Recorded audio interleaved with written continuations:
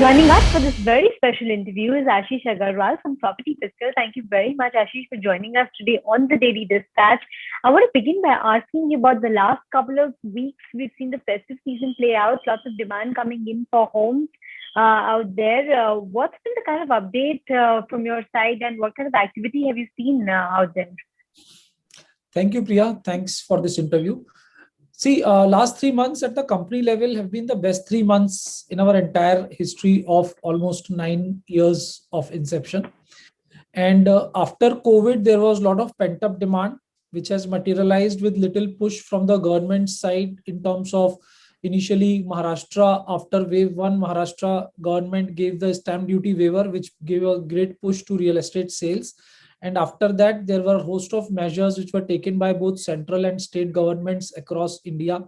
So measures like reduction in home loan rates and others in terms of stamp duty, and overall the sentiment wise it was very positive, and the investments which came in into the industry and overall in economy helped push the sentiments, and the sales has been robust. It has picked up well for almost all the players across the board.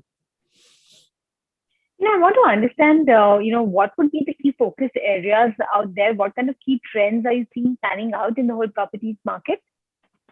So one is people are now location agnostic. So people are looking at bigger houses with more work from home spaces.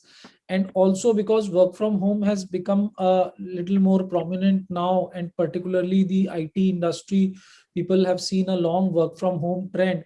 So we are seeing increased demands in big houses. It may be located outside of the city, may not be in the hot locations and developed area, micro markets, in particular metros. But yes, bigger houses closer to nature. So we are seeing good demand in that. Secondly, we are seeing increased demand towards ready to move in homes. Homes which are nearing completion are more in demand. Thirdly, we are seeing a trend where people are more looking towards branded developments, and consolidation is happening in the space. Branded players are, increasingly capture the market share as far as the sales is concerned. So these are few trends which we are seeing in the real estate industry. Right. In terms of growth at Property Fiscal, what is the kind of growth that you've seen? And if you could give us some numbers or metrics? Right. So last year as a company, we sold around 2000 crores worth of inventory. This year we are looking to close at, we have already done almost 3000 crores worth of sale.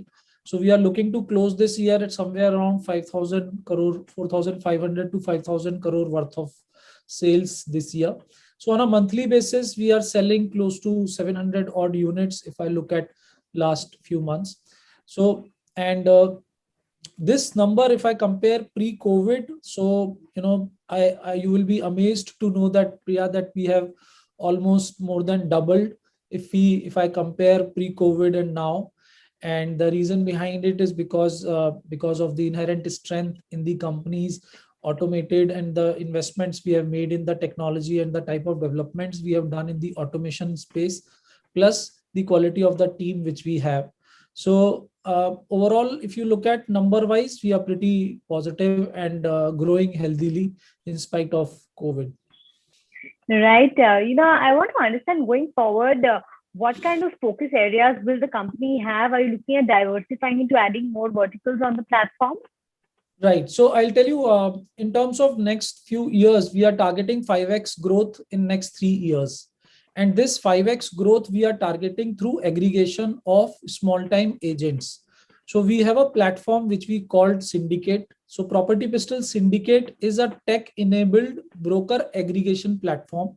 So brokers who are spread across the country are getting connected on this platform by downloading an app for which there is a process through which we empanel the brokers, and we share with them the login ID and credentials. So it's a B2B platform, and the interface is through a mobile app, both on Android and Apple Store. They download the brokers can download the app and stay connected with our launches. So whatever supply we bring on the platform can be distributed across the India. For example, I will give you, we sold lot of properties from Delhi brokers who participated in Pune launches, Mumbai brokers selling Bangalore properties, and within Bangalore or within Mumbai, people doing cross sales, which are location agnostic. Initially, a small time agent would not go out of his or her locality, but now using our app and the backend support which we are providing in the aggregation platform,